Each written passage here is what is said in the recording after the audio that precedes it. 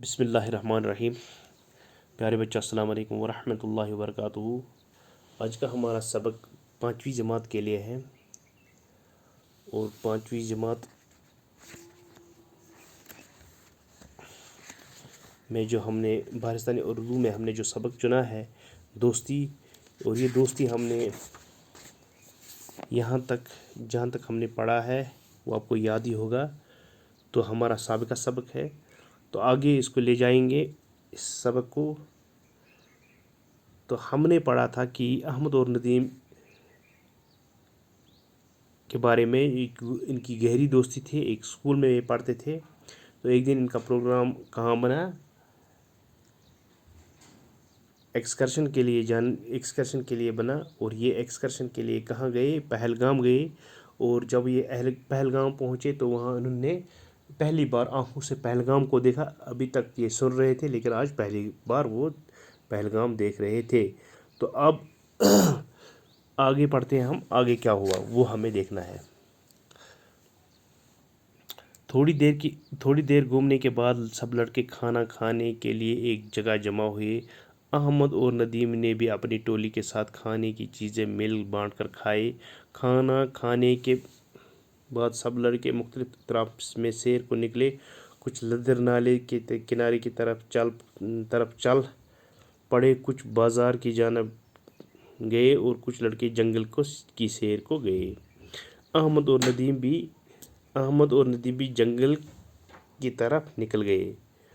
تو اسی طریقے سے جب یہ پہلگام پہنچ گئے، وہاں انہوں نے تھوڑی دیر گھومے، تھوڑی دیر انہوں نے وہاں پہ چکر لگائے، اور احمد اور ندیم بھی اپنی ٹولی کے ساتھ چکر لگا رہے تھے، اور انہوں نے جو چیزیں لائے تھے وہ انہوں نے مل بانٹ کر کھائے۔ کھانا کھانے کے بعد سب لڑکے سیر کو نکلے، یعنی اب چکر لگانے کے لیے نکلے، اور کچھ لوگ ایک طرف نکلے، کچھ لدر نالے کی طرف نکلے، کچھ بازار کو نکلے، اور کچھ جنگل کی طرف نکلے۔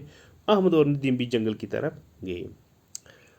راستے میں اونچے اور گھنے پیڑ تھے، ارد گرد کا نظارہ بے حد خوبصورت اور دلکش تھا۔ احمد اور ندیم ایک دوسرے کا ہاتھ تھامے ساتھیوں کو پیچھے چھوڑ کر آگے نکل گئے۔ تو وہاں پہ گھنے جنگل تھے، احمد اور ندیم نے ایک دوسرے کا ہاتھ پکڑ لیا تھا اور آگے چل رہے تھے۔ تو انہوں نے سب دوستوں کو پیچھے چھوڑ گئے اور جنگل میں چلے جا رہے تھے، تو آگے نکل گئے۔ انہیں اس بات کا خیال نہیں رہا کہ وہ گھنے درختوں اور جھاڑیوں میں سے گزرتے ہوئے بہت دور گئے۔ اچانک انہیں ایک خوفناک آواز آئی۔ تو کیا ہوا؟ انہیں یہ معلوم نہ تھا کہ یہ بات کرتے کرتے خوشی سے گھنے جنگلوں سے بہت دور لڑکوں سے بہت دور نکلے۔ تو جب یہ بہت دور نکلے تو وہاں سے انہیں آواز آئی، ایک خوفناک آواز آئی۔ جنگل کی خاموشی میں آواز کی دھنوں کو ڈرا دیا۔ اتنے میں احمد کو تھوڑی ہی فاصلے پر ایک رچھ نظر آیا۔ رچھ ان کی طرف آ رہا تھا۔ انہوں نے ندیم کا ہاتھ فوراً جھٹک دیا اور پھرتی سے ایک پیڑ پر چڑھ گیا۔ تو ان کی آواز، جب یہ آواز کس کی تھی؟ جنگل کا بالکل خاموشی تھی، تو وہاں پہ یہ آواز ڈراؤنی آواز تھی۔ تو احمد اور ندیم، اتنے میں احمد کو تھوڑی ہی فاصلے پر ایک رچھ نظر آیا۔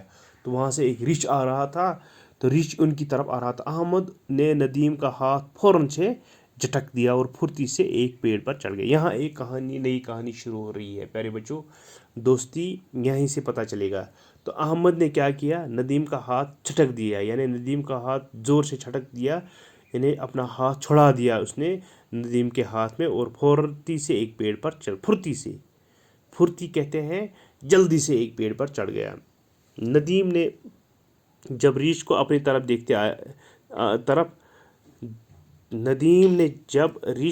طرف آتے دیکھا تو اس کے منہ سے چیخ نکل گئی۔ اس نے احمد کو پکارتے ہوئے کہا، احمد مجھے بچاؤ، مجھے پیڑ پر چڑھنا نہیں آتا۔ احمد پیڑ پر سے ہی ندیم کی بے بسی کو خاموشی سے دیکھتا رہا۔ ندیم کو گھبراہٹ میں اور کچھ نہ سوچا، وہ زمین پر لیٹ گیا اور آنکھیں بند کر کے اپنی سانس روک لی۔ تو جب ندیم نے اپنی طرف ریچھ کو دیکھتے ہوئے دیکھا تو اس کے منہ سے چیخ نکل گئی اس نے احمد کو اپنے دوست کو پکارا، احمد مجھے بچاؤ، مجھے پیڑ پر چڑھنا نہیں آتا ہے۔ بلکہ احمد نے کیا کیا، اپنے جان بچا کر چپ کر کے پیڑ پر اس ندیم کی بے بسی کو دیکھتا تھا، اس کی چپ خاموش سے دیکھتا تھا۔ اب اس کے علاوہ جب ندیم کو گھبراہٹ ہوئی، اب اس کو کیا ہوا، گھبراہٹ ہوئی دل میں، تو اس نے کیا، اس کو کچھ نہ سوچا، اس کو کچھ سمجھ میں نہیں آیا، اور وہ زمین پر لیٹ گیا اور آنکھیں بند کی اور سانس روک لی۔ تو اس کے ساتھ ہی اس نے اپنے کو زمین پر لٹا دیا اور اپنی سانس کو روک دیا۔ لگ رہا تھا جیسے وہ مردہ ہو۔ رچھ نے قریب آ کر ایک لمحے کے لیے اسے سونگا اور آگے بڑھ گیا۔ تھوڑی دیر کے بعد ندیم نے ادھ کھلی آنکھوں سے دیکھا، رچھ جا چکا تھا، اس کی جان میں جان آئی۔ تو کیا ہوا، جب رچھ آیا تو اس نے ندیم کو سونگا، اس کو پتہ چلا، چونکہ آپ کو معلوم ہونا چاہیے، شاید کہنے میں آیا ہے کہ رچھ مردہ انسان کو نہیں کھاتا ہے۔ تو اس طریقے سے رچھ نے جب اس کو سونگا تو رچھ آگے اس کو یہ لگا کہ یہ مردہ ہے، یہ مر چکا ہے، تو وہ آگے نکل گیا، اور ندیم نے ادھ کھلی آنکھوں سے دیکھا، یعنی آدھی آنکھ اس نے کھولی، دیکھا کہ رچھ جا چکا ہے اور اس کی جان میں جان آئی۔ جان میں جان آنا کہتے ہیں خوش ہونا، چین آنا، تسلی ہونا۔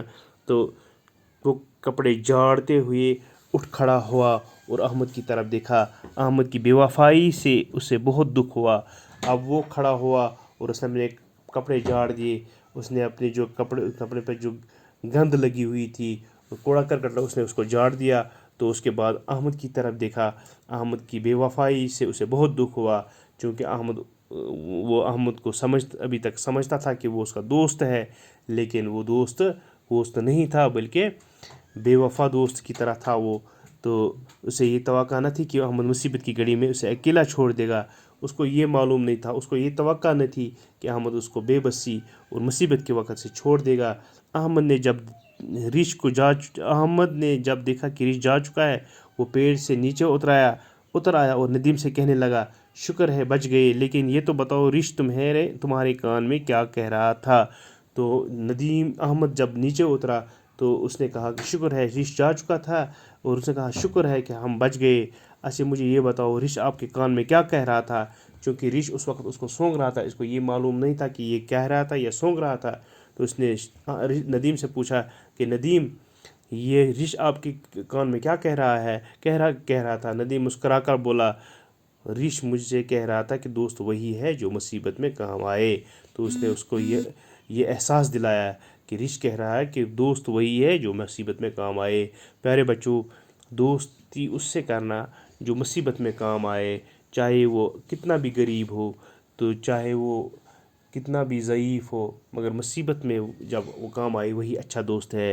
اور وہ دوست اس کے لالچی جو آدمی ہے اس سے کبھی دوستی نہیں کرنا، ورنہ اس سے خسارہ ہی اٹھانا پڑتا ہے۔ تو پیارے بچوں، یہ کچھ سوالات، یہاں پہ کچھ الفاظ مانے یہ ہمیں کاپی پہ لکھنے ہیں، اور لکھنے کے بعد ہمیں یاد بھی کرنے ہیں۔